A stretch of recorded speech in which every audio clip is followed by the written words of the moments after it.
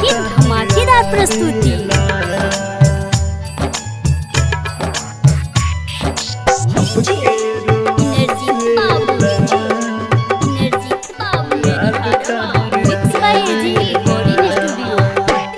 जब याद तहरियावेला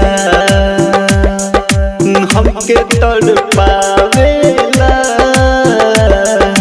पूरा रतिया जगे अखिया हमके रोआवेला हो याद तहरियावेला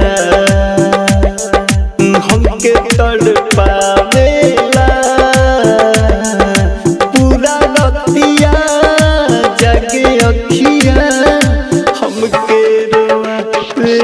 आप सुन रहे हैं एजी एंटरटेनमेंट की धमाकेदार प्रस्तुति।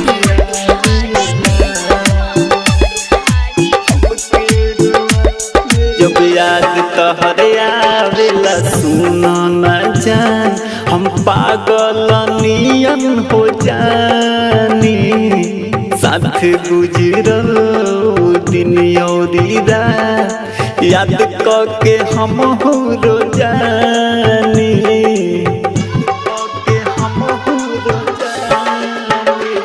जब याद तोहरे आवेला सुनो न जान हम पागल नियन हो जानी साथ गुजरल दिन और रात याद करके हम हो जानी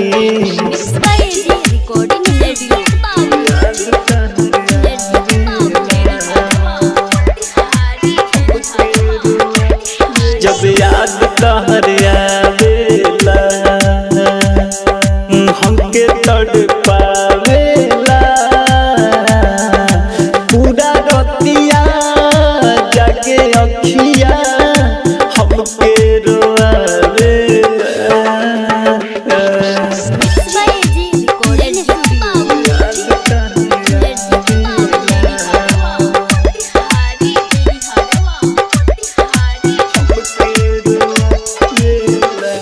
जब बतिया तहरिया दियावेला हमरे अखिया से आंसू बहे दिलवा में दर्द लेके इतना होके हो बोला न कैसे रहे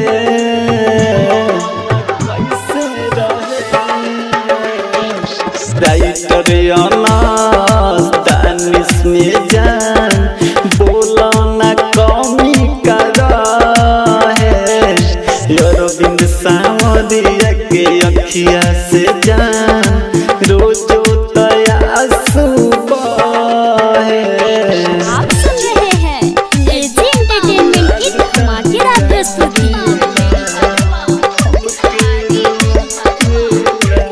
जब याद तहरियावेला हमके तड़पावेला